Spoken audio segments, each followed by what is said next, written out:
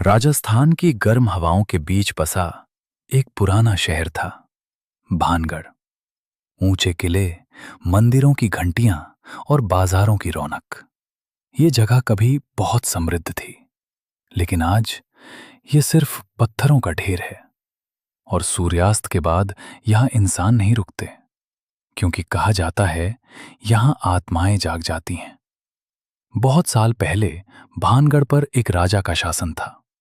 वो न्यायप्रिय था और उसकी प्रजा खुश थी। उसकी एक खूबसूरत बेटी थी, राजकुमारी रत्नावती। उसकी सुंदरता की चर्चा दूर दूर तक थी। इसी इलाके में एक काला जादू करने वाला तांत्रिक रहता था। उसने एक दिन राजकुमारी को बाजार में देखा और उसी पल उससे मोहित हो गया।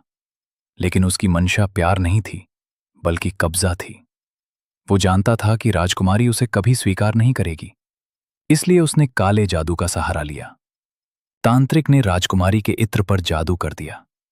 उसका इरादा था कि वो इत्र लगाते ही उसके वश में आ जाएगी। लेकिन राजकुमारी समझदार थी।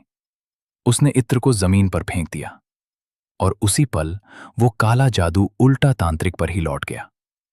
मरते समय तांत्रिक ने गुस्से में भयानक श्राप दिया, ये पूरा भानगढ़ शहर तबाह हो जाएगा और यहां कोई आत्मा कभी शांति से नहीं रह पाएगी। कुछ समय बाद एक युद्ध हुआ।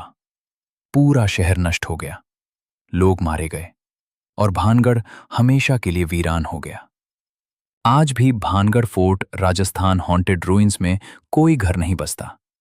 भारतीय पुरातत्व विभाग ने भी एक नियम लगाया है, सूर्यास्त के बाद प्रवेश वर्जित है।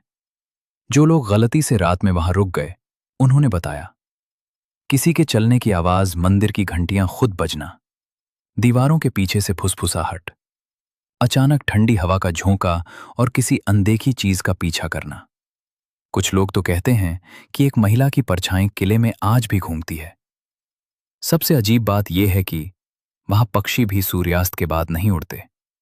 मोबाइल नेटवर्क अचानक गायब हो जाता है और घड़ी की आवाज तक बदल जाती है। भानगढ़ आज भी खड़ा है, लेकिन वो सिर्फ एक किला नहीं, बल्कि एक अधूरी कहानी, एक अधूरा श्राप और एक कभी न खत्म होने वाला डर है।